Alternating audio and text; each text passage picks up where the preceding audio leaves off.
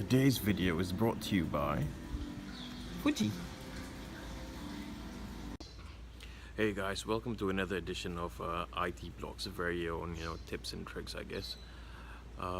So today we're gonna speak more about websites for small to medium-sized companies.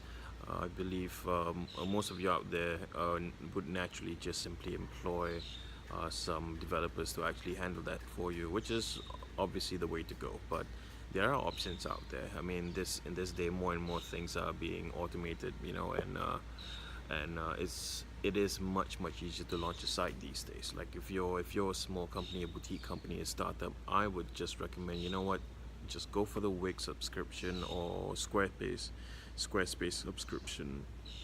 If you're a tiny boutique shop, go for Shopify perhaps if you're in Singapore, and just get that done with, because you don't want to just pay the $20 or $30 per month depending on the subscription that you've picked out, and at least you still have that online presence. You'll still be able to launch the domains and things like that, but you wouldn't have to worry too much about constant security patches, constant updates. I mean, these are which are really vital to the stability of your site. SSL certificates and things like that. These are not these are a constant headache, which also brings me to my next point. So what do you do when you are going to choose a developer? So who do you choose? What do you do? I mean, what type of site do you want to launch?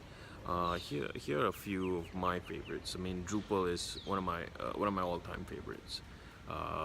The most secure site out there, not very easy to program, so it's really difficult for you to find programmers that are very familiar or really good at Drupal.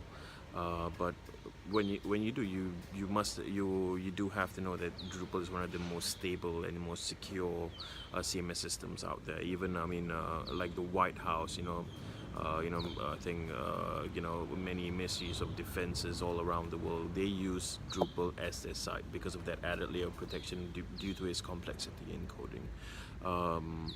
So apart from Drupal, you can also consider, obviously, WordPress is the very common and very famous CMS. Of course, WordPress is more of a, if you don't exactly have the budget for it, you want to keep the cost low, but you still want to make your own, you go for WordPress. Developers are relatively cheap, cheaper, I would say, not cheap exactly.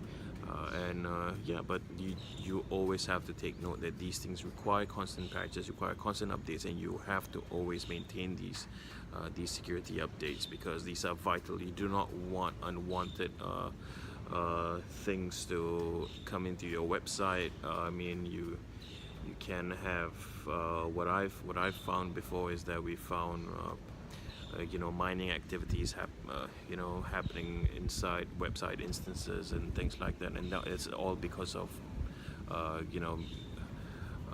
companies not bothering to hire developers regularly to actually go into the system and make sure everything's updated, everything's patched properly.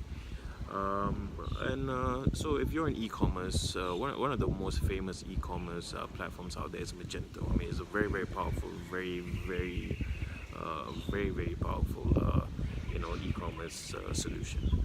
Of course, if you're only selling hundreds of items, I think you're probably better off using Shopify instead of Magento. But if you are churning out products by the thousands and you expect a really high rate of purchases and transactions, then Magento is the way to go.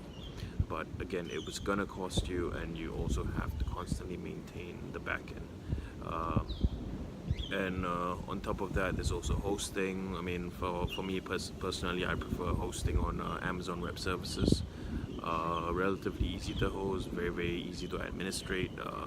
Of course, then again, is maybe easy for me, but not exactly easy for anyone else. And I would always recommend companies out there, do not ever let your developers host your sites for you.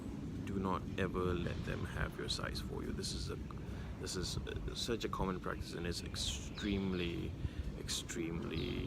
against your interest. I mean, any kind of if you're thinking of switching developers or moving or shifting out, you're gonna end up paying the developers just to shift these things out, because they were never in your position in the first place. So how do you ensure that? Yeah, I mean, you're gonna have to find companies just like myself, to actually look after your infrastructure for you. I mean, administrate these Amazon Web Services or Azure or wherever it is that you host these. Manage your domains, making sure that these assets are always in your possession and only your possession alone. All right. Okay, I think that's it for today. Thank you.